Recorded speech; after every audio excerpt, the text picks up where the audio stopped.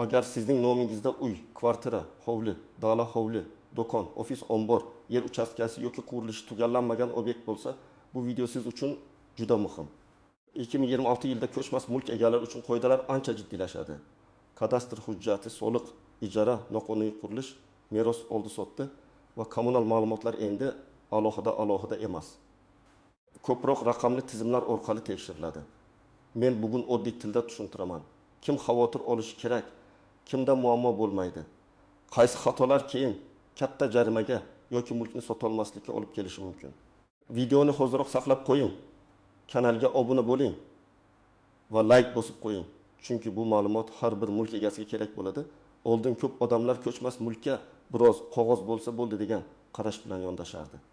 Masalan, uy bobodan qolgan, lekin meros rasmiylashtirilmagan, hovliga qo'shimcha xona qurilgan, lekin kadastrga kiritilmagan, kvartira ijaraga berilgan, lekin ijara shartnomasi soliq organida ro'yxatdan o'tkazilmagan, yer uchastkasining hujjati bor, lekin amalda devor 1 metr qo'shnining yeriga kirib ketgan.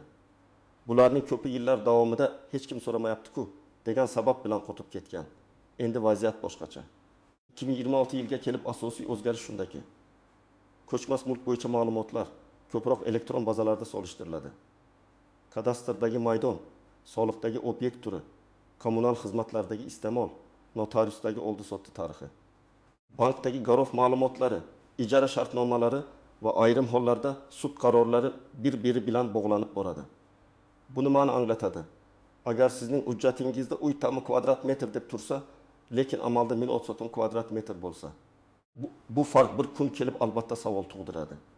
Agar siz kvartirani oyga 4 million so'mga ijaraga berib shartnoma qilmagan bo'lsangiz, ijarachi bilan nizo chiqqanda ham, soliq tekshiruvlarida ham siz himoyasizroq bo'lasiz. Men bu yerda qo'rqish uchun gapirmayapman. Aksincha, maqsadim shuki, siz 2026 yilda ko'chmas mulkingiz sababli ortiqcha xarajatga, jarimaga, sudga yoki bitim bekor bo'lishiga duch kelmang. Eng katta muammo odatda mulkning o'zida emas, hujjatdagi nomutanosiblikda bo'ladi. Birinchi masala, kadastr hujjati va real holat bir xil bo'lishi kerak. Bu eng muhim qoida.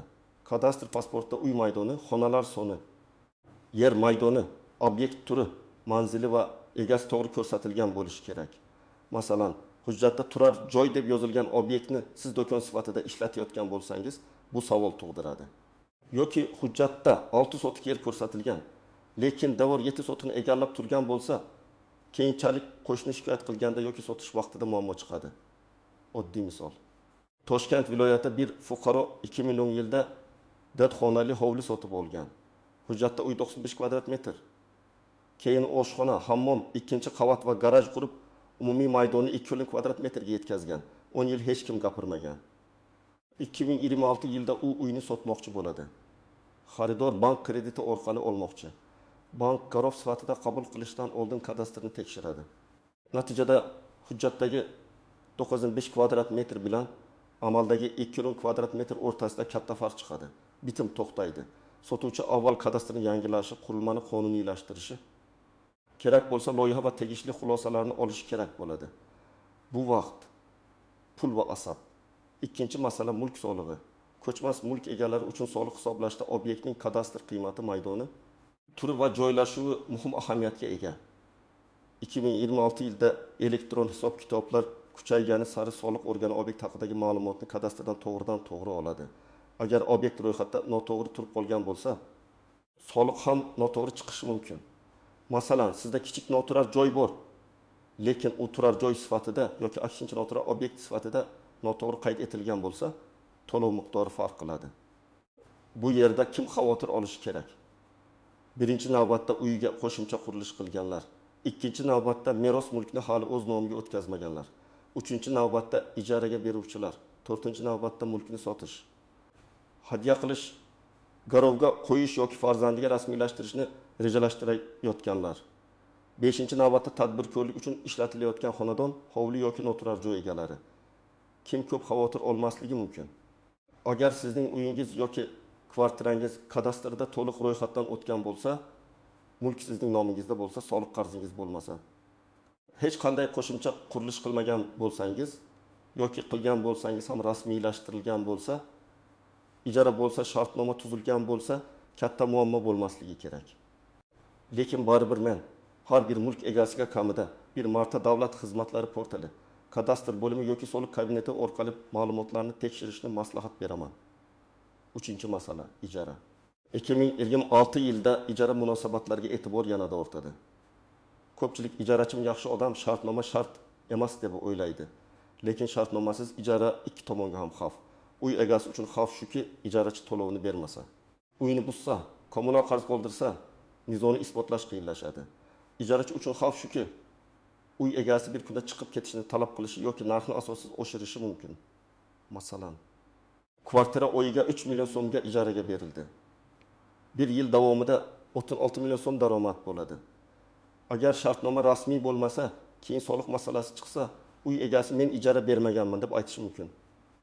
Lekin bank o'tkazmalari, qo'shnilar ko'rsatmasi, ijarachining arizasi yoki kommunal iste'mol dalil bo'lishi mumkin. Shuning uchun men doim aytaman, ijara shartnomasini yozma tuzing. Unda oylik to'lov kuni, depozit, kommunal xarajatlar, uy jihozlari ro'yxati, ta'mirlash mas'uliyati va muddat aniq bo'lsin. Rasmiy shartnoma sizni jazolash uchun emas, aksincha himoya qilish uchun kerak. 4-masala meros va ulushli mulk.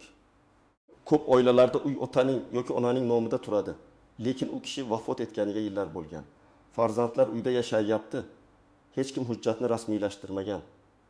2026 yilda bunday holat ayniqsa muammo bo'lishi mumkin. Chunki mulkni sotish, rekonstruksiya qilish, garovga qo'yish, kompensatsiya olish yoki kommunal rasmiy o'zgarishlar qilish uchun haqiqiy mulkdor kerak bo'ladi. Agar mulkdor vafot etgan bo'lsa, avval meros ishi ochiladi. Merosxo'rlar aniqlanadi, ulushlar belgilanadi. Real hayotdagi vaziyat: 3 aka-uka otadan qol hovlida yashaydi. Hujjat otaning nomida.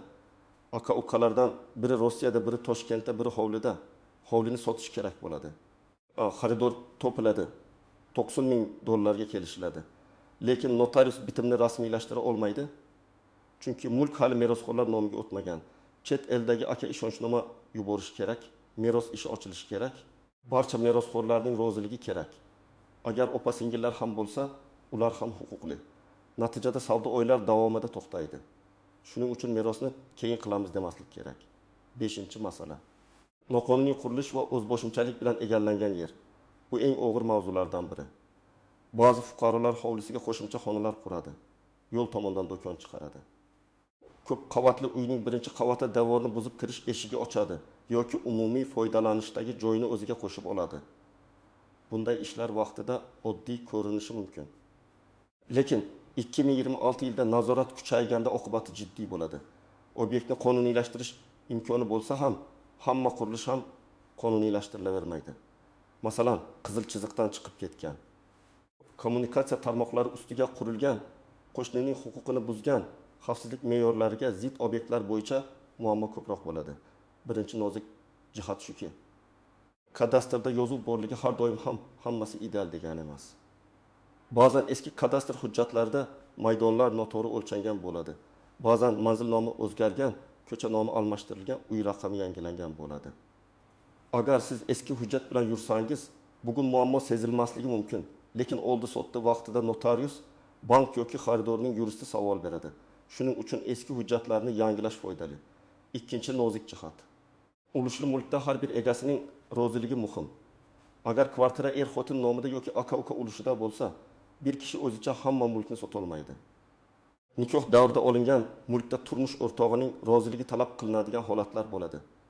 Masalan, er nomida kvartira bor, lekin u nikoh davrida olingan. Er hujjat mening nomimda deb sotmoqchi bo'ladi. Notarius turmush o'rtog'ining roziligini so'rashi mumkin. Agar rozilik olinmasa, keyin bitim bo'yicha sud nizosi chiqishi ehtimoli bor. 3-nozik jihat ishonchnoma bilan bitim qilishda ehtiyot bo'lish kerak. Ko'chmas mulkni sotish uchun berilgan ishonchnoma aniq, amaldagi va bekor qilinmagan bo'lishi zarur. Xaridor sifatida ham, sotuvchi sifatida ham men doim tekshirishni maslahat beraman. Ishonchnoma kim tomonidan berilgan? Muddati qancha? Aynan qaysi obyektga tegishli? Sotish huquqi bormi? Pulni olish huquqi yozilganmi? Chunki ko'chmas mulkdagi eng katta firibgarliklar ko'pincha soxta yoki noto'g'ri ishlatilgan ishonchnomalar atrofida bo'ladi. 4-nozik jihat kommunal qarzlar. Ba'zi odamlar uy sotib olayotganda faqat kadastrga qaraydi. Lekin elektr, gaz, suv chiqindi, issiqlik ta'minoti bo'yicha qarzlarni tekshirmaydi. Keyin ko'chib kirganda eski egadan qolgan qarzlar chiqadi. Albatta, qarz kimning davrida paydo bo'lgani hujjatlar bilan isbotlash mumkin, lekin bu ham vaqt va asob. Sotuvchi sifatida siz ham oldindan hamma qarzlarni yopib, ma'lumotnoma tayyorlab qo'ysangiz, xaridorning ishonchi oshadi. 5-nozik jihat, turar joyni noturar joy sifatida ishlatish. Masalan, kvartirada go'zallik saloni, o'quv markazi, ombor yoki ofis ochilgan. Har doim ham bu taqiqlangan degani emas, lekin bino qoidalari, qo'shnilar huquqi, sanitariya, yong'in xavfsizligi, kirish-chiqish, shovqin va obyekt turi masalalari bor.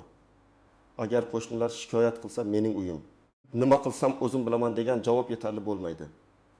Ko'chmas mulk huquqi bor, lekin u boshqa shaxslarning huquqini buzmasligi kerak. 6-nozik jihat, yer va bino alohida huquqiy maqomga ega bo'lishi mumkin. Hovli sotib olayotganda faqat uyga emas, yer uchastkasining huquqiy maqomiga ham qarash kerak.